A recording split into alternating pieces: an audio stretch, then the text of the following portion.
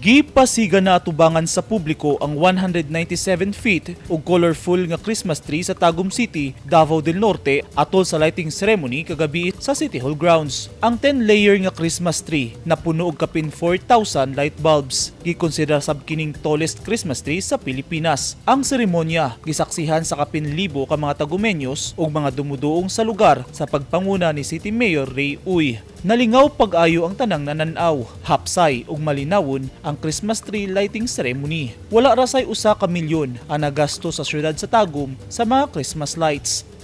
Ang sa syudad, mga suga, siguro not more than 1 million. Kaya ang structure itself, naman man ito itanggal.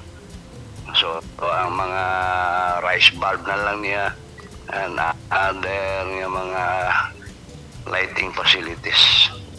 Nalipay si Mayor Ray Uy sa gipakitang suporta sa mga tao ato sa lighting ceremony kagabi kay mibalik na ang kahamugaway sa syudad ug nabuhig balik ang gagmayng mga negosyo.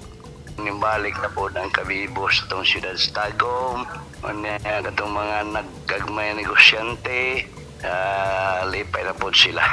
Kaya balik na po ng mga festivals, mga events. Giawhag ni Mayor Uy ang mga local government units nga magahin og jutay nga budget sa pagmuntar og Christmas attraction, hilabi na ang Christmas lights aron makapahupay sa mga tao ug bisan sa mga panimalay. Nagtuo si Uy nga mga Christmas lights makapadugok sa tao ug makapabuhi sa negosyo.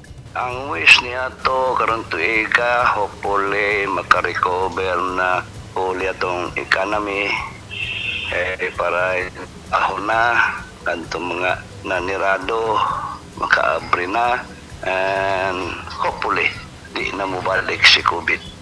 Ang lighting ceremony sa Tagum City nakahatag og kahayag o paglaom sa mga tawo ug makalahutay sa hagit sa panahon. Eugene Hinutan, Newsline Philippines, Davao Region. Stay safe.